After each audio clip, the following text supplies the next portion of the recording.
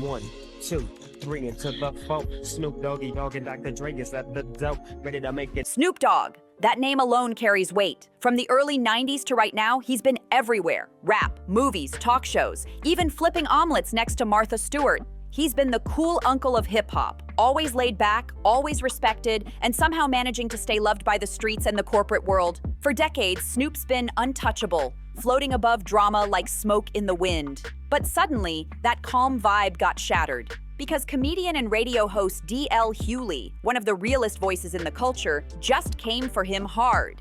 And he didn't throw shade, he threw flames, straight up accusing Snoop of being a fed rat. That's not a small charge. In hip-hop, being labeled, that is one of the harshest things you can ever be called. It questions everything. Your loyalty, your code, your entire story. And DL Hughley isn't the type to toss words around for clicks. When he speaks, he means it, and he makes sure everybody hears it. It amazes me that to convince black people that Donald Trump cares about them, he takes pictures with celebrities. It's amazing to me. If Donald Trump cared about black people, he wouldn't have denigrated the president with those claims of birtherism. But part of that is starting off with Snoop Dogg and Nelly and Soulja Boy and others for their decisions to perform at events surrounding the inauguration. Now, for me to you, Donald, I wish I had half of your money. But for that, you need a 20-year-old and a divorce lawyer.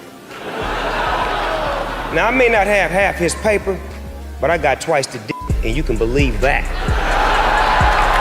Donald say he wants to run for president and move on into the White House. Why not? It wouldn't be the first time you pushed a black family out of their home.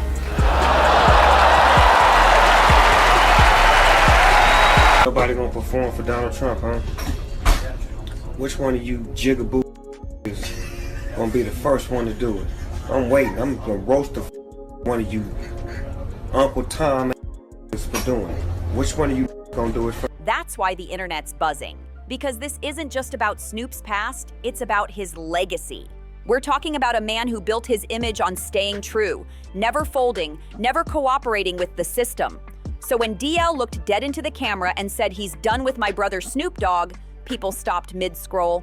It hit like a siren in the culture, because if someone like Snoop, a man who's always been seen as real to the core, can have his name tied to that kind of accusation, then what does that mean for hip-hop's idea of loyalty itself? Let's run it back and unpack how this whole storm started. Everything blew up when Snoop Dogg decided to hit the stage at Donald Trump's crypto ball during inauguration weekend. And look, politics aside, Trump isn't just any public figure, he's one of the most polarizing men on the planet. But here's where it got wild. Snoop spent years clowning Trump, calling him out in interviews, roasting him in skits, even using him as the punchline in performances. So when fans saw Snoop suddenly pop up performing at a Trump-related event, jaws dropped everywhere. It felt like a complete flip, like Snoop traded his principles for a paycheck. The internet went into full meltdown mode. Twitter was dragging him nonstop, TikTok was spinning out memes, and Instagram flooded with captions like, "Not Snoop performing for the same man he used to roast." The vibe turned from love to shock real quick. People felt betrayed, like the most authentic rapper alive had just crossed his own line. But Snoop didn't duck the heat. He clapped back. He said the outrage wasn't really about Trump, it was about how the black community always tears its own down when someone tries to elevate. Of course, Snoop has responded to the backlash he received for performing for a Trump event. One of the things he pointed out was that we always stick together. We're good at tearing each other apart, which is pretty constant. It's pretty consistent when somebody gets into trouble. It takes backlash from the community. It's always a communal thing. It isn't any action they took. It is the fact that we can't stay together, that we can't stick together, that it's us always attacking us. But that flies in the face of the reality of what's happening right now. It is not us who are tearing down affirmative action. It is not us who is tearing down DEI. It is not us who are tearing families apart. It is not us who have decided that affirmative action and rollbacks that have been that had precedent for 50, 60 years are gone. It is not us that is doing it. It is, I think most people are disappointed because they saw you a specific way, and you have a right to kind of interpret and do whatever artistically you want to. No one's begrudging you that. But why the attack on the community because they disagree with something you did? And when did you first meet Snoop? First time I met Snoop, he was doing a release party for Doggy Style on a boat. I quickly said, "What's up?" to Snoop. got off that yacht because I knew it was going to be lit before it left the dock. I'm like, man, I'm not getting in the water with Death Row. The important thing is there's got to be a solution, because this has been going on in the industry for a whole years, for decades. And at the same time, you know, nobody wants this to be true, and it shouldn't have to be true. But if we don't fix it and do something about it, history will constantly repeat itself. Now, Suge, you said something early on that I want to get clarification for the audience. Suge, you said early on, you can't just look at Diddy in isolation. You said this was done to him. He learned from others, and it was done to him, and then he did to others. To me, that sounds like what I hear when people are talking about situations, you know, hurt people, that someone was, they wind up being a perpetrator. Is that what you're suggesting about Sean Combs, that he was used and he now uses? Yeah, I think that's absolutely right. I think he repeat what was done to him. And like I said, if you look at Russell Simmons, you know the truth. Andre Rail, you know the truth. Clyde Davis, you know the truth. Jimmy Iovine, you know the truth. So there's not certain things that all of a sudden you got this. The industry is a quick business. It's been like that for a long time. And the casting couch is real, but it's for women and men. But far from all that, I think the most important thing is I feel like they should let Puffy tell his truth. I'm quite sure he's going to expose a lot of people. I'm sure he's going to move forward with it. I don't think it should be a situation like the Epstein thing where they found him hanging from the ceiling and dead for the truth. Man, you playing to win tonight, man. You sharp as a mosquito. What's going down? That's that crypto, see? They let a real crip up in the crypto ball. Bang, bang. And I knew that Pac did everything right by him by putting him on All Eyes on Me, speaking about him and being real with him. And if it's true what they say, this call and your telephone number will be monitored and recorded. Face-to-face is going to be a lot of explaining to do. Only way you have a radio if you was at the fight with us and you had a security detail. Now, I'm not having a security detail. What are you doing with the radio? But I am honored to be performing for the office, for the President of the United States, regardless. Ain't none other president asked me to perform. Name. Chill. I'm not performing. I am in Washington, D.C. right now, but I'm not performing. It's a private vibe I'm doing with my brother Snoop Dogg. In his eyes, folks weren't mad about politics. They were mad that he secured a big bag. Snoop made it sound like he was the one being attacked for winning, not selling out. That's when DL Hughley stepped into the mix, and he wasn't buying any of it. He went off saying Snoop was dodging accountability and trying to guilt-trip his own people instead of standing on what he did. DL said, "Don't twist this on the black community. You knew what you were doing when you took that stage." He reminded everyone that Snoop had spent years clowning Trump. So performing for him wasn't just a bad look, it was straight-up hypocrisy. Then came the line that shook the culture. DL dropped the bomb, calling Snoop out for acting like a fed rat. That hit like a thunderclap, because in hip-hop, in street circles, that word rat is the lowest of the low, the ultimate stain. And hearing it aimed at Snoop Dogg, that turned this from a debate into a cultural earthquake. In hip-hop, that word rat hits deeper than just an insult. It screams betrayal. It means you're working with the same system you once claimed to fight against. It means turning your back on your people for personal gain, selling out your own story for a seat at the table you used to flip over. So when DL Hughley said that about Snoop Dogg, it wasn't casual shade. It was a direct hit. He basically said Snoop wasn't just being fake, he was being dangerous, cozying up to power while pretending to still speak for the streets.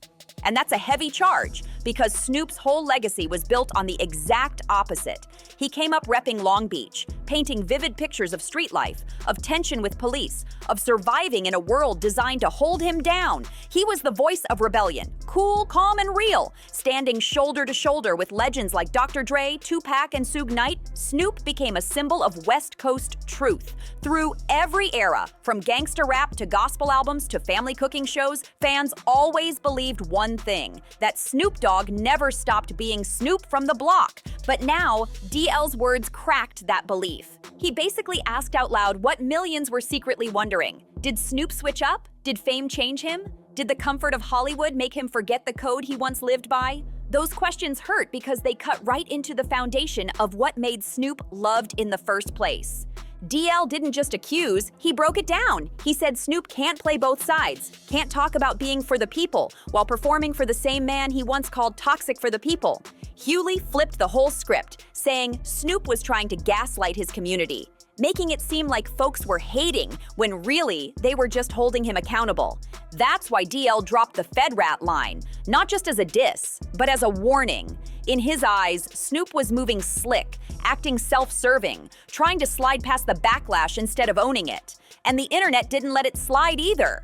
Within hours, memes exploded, people calling him Snoop the Fed, posting side-by-sides of old clips where he trashed Trump right next to new footage of him smiling on stage at the crypto ball. It was brutal, and it left fans wondering if the man they grew up admiring had finally crossed a line he couldn't come back from. TikTok lit up instantly. Clips of Snoop Dogg in commercials, cooking shows, and music videos all running under DL Hughley's quotes like a highlight reel of hypocrisy. Comment sections were flooded. "Corporate Snoop has entered the chat," one user wrote, while another said, "Man went from gangster rap to grape juice deals." The internet split clean in half. Some fans defended him, saying, "He's a businessman now, he's evolved, let that man grow." But others weren't having it. They stood with DL, saying, "Nah, he crossed the line. You can't preach loyalty for years and then flip for a check." But the real tension ran deeper than just one performance. It was about what Snoop represents. He's always been more than a rapper. He's been hip-hop's ambassador to the mainstream world. When corporate America wants a rapper who's safe, cool, and recognizable, they call Snoop. He's on TV, hosting award shows, cooking with Martha Stewart, commentating on sports, dropping voiceovers for kids' cartoons. The man is everywhere. He's one of the few artists who became a household name without losing his street edge. At least that's what people thought. So now, when that credibility gets questioned, it's not just about him, it's about the whole culture. Because Snoop has been a living symbol of hip-hop's story: loyalty, authenticity, and resistance. If his face starts looking compromised, then that story starts to crumble. The idea that hip-hop can stay true and still succeed takes a hit. And that's exactly what DL Hughley was calling out. DL wasn't just roasting Snoop for one bad move, he was sending a message to every celebrity and artist watching. If you cross your people for access to power, don't expect silence. He made it clear. It's not about hate, it's about accountability. Now, some folks pushed back, saying DL was going too hard. They argued, Snoop's a grown man, he's been in this game for over 30 years. If he wants to perform somewhere, that's his business. And technically, they're right. But the culture doesn't run on technicalities. It runs on symbolism. And what Snoop did wasn't just a performance, it was a statement. It said to fans, "I'll stand next to whoever, as long as the bag's big enough." That's why the backlash burned so hot.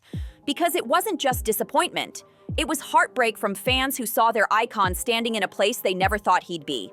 Sure, his defenders said he's just evolving, chasing bigger deals, more brands, more exposure. They reminded people he's done everything from Corona beer ads to Call of Duty voice packs, from kid-friendly shows to sports commentary gigs.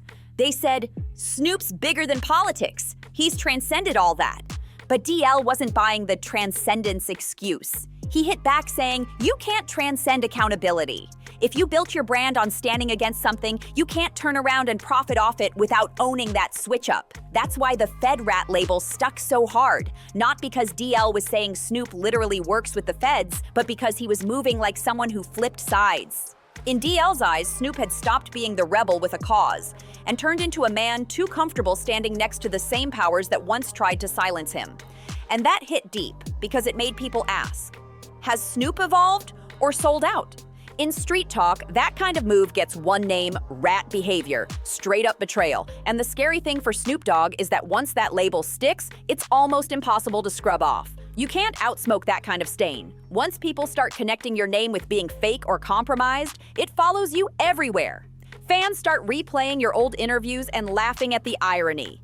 Every time you post a new deal or brand partnership, it gets side-eyed like, there he goes again, cashing in instead of keeping it real. That's how legacies shift. Not over years, but in real time. And DL Hughley? He knows exactly how to make that happen. He's not some online troll fishing for clicks. He's a respected voice, a comedian, a commentator, and a man who's been part of the culture for decades. When DL talks, people listen, and that's what makes this situation so dangerous for Snoop. This isn't just shade. It's a public narrative being written in front of millions. So now Snoop's at a crossroads. He's either gotta double down on his choices, stand on it, say he doesn't care, let the chips fall where they may, or he's gotta start repairing the bridge with his own community. Because either way, the story's already changed.